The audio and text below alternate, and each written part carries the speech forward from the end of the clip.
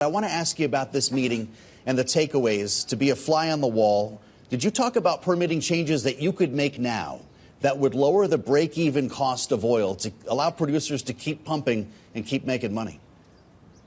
We did. We did. You know, we heard a litany of delays, of uncertainty about whether they could get permits, whether they could do this or whether they could do that. So we were in listening mode and heard a number of things. And our message was the goal of this administration, President Trump got elected to increase American energy production. More supply means lower costs, more jobs, more opportunities, and more geopolitical power. So we were in listening mode, but absolutely said we want to be helpful to unleash American energy.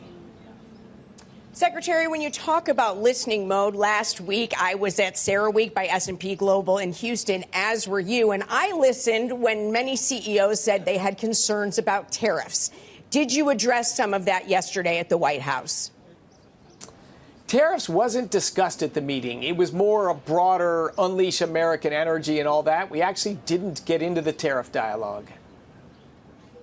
What would you suggest then to energy producers who are concerned, if not about the lasting impact of tariffs, some of the confusion that has surrounded this conversation? Mr. Secretary, you've seen the market reaction, and this is a reality for every business owner.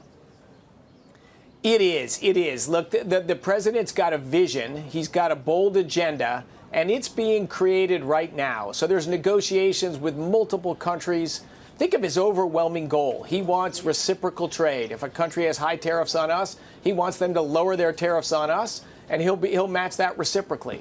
So these are negotiations that need to go back and forth. So I understand the uncertainty. We all feel it. We all see it. But I think it's a negotiation going to a great place. But we won't have clarity. I think it won't be that long, but we're not there yet.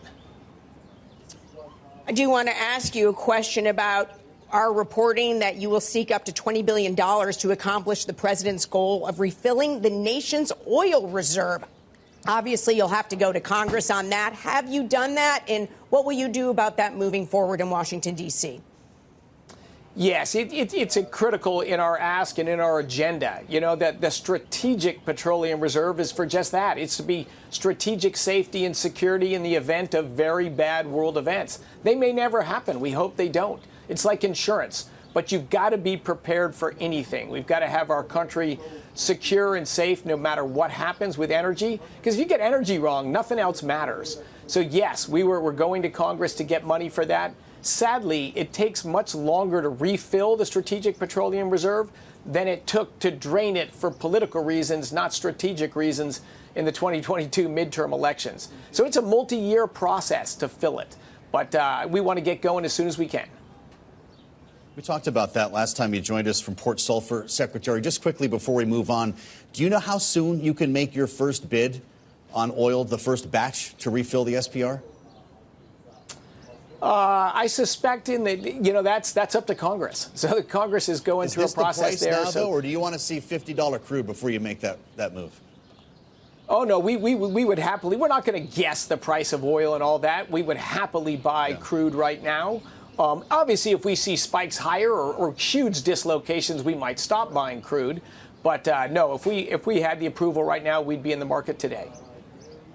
President Trump, Mr. Secretary, reintroduced the prospect of a minerals deal with Ukraine today. This is what he said. I'd love to get your reaction.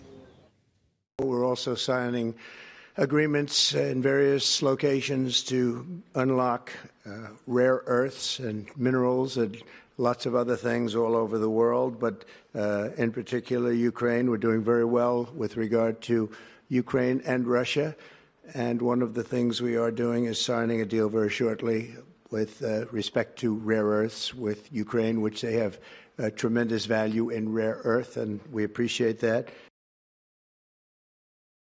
Got everyone's antennas up today, Mr. Secretary. What are you hearing about this? How quickly could it happen? I think a deal could be done quickly. It's a brilliant idea when you think about it. We often use this misnomer term, natural resources. Those resources have been underground for millions of years, and they haven't benefited anyone. I call them natural materials. They only become resources when technology, capital, and human activity brings them out of the ground and turns them into resources. But to have the United States as your partner to develop materials that have been sitting there for a long time unused. That's upside to Ukraine. It's upside to the United States. And, of course, it's a joining together of the nations in an effort on the ground in Ukraine. If I'm Ukraine, I am all in on that deal. And as the American Energy Secretary, I am all in on that deal. You know, last night we spoke with retired General Wesley Clark, former NATO Supreme Allied Commander. Here's what he had to say about putting U.S. involvement in energy facilities in Ukraine. Those are old, what we consider obsolescent nuclear plants. We didn't design those plants. They're not our plants. We can't just transplant people over there and say, hey, by the way, this is the GE design. Go after it. It isn't. But yes, we could learn to take care of those plants. Zaporizhia, the plant's been partially occupied by the Russians. They've threatened to damage it and destroy it at various times. It wouldn't be such a bad thing if the United States says, well, now you can't touch it because we're in it. Secretary, your response to that? Yeah, of course there's complexities in everything when you do business offshore, overseas. Boy, I've done business in countries much more difficult to operate in than Ukraine. But, of course, the general's right. It's a different plant design. But you would bring local experts that know that plant, and you'd bring high-end nuclear experts from the United States. And together, I think wise decisions would be made. If the political decision is made for the U.S. to lead the operation of that plant, so be it. We could do that, I think, with very little problem. Well, Secretary, have you spoken with any American companies that would be interested in buying a plant like Zaporizhia? And if this happened, whether it was that or another, would your department regulate it?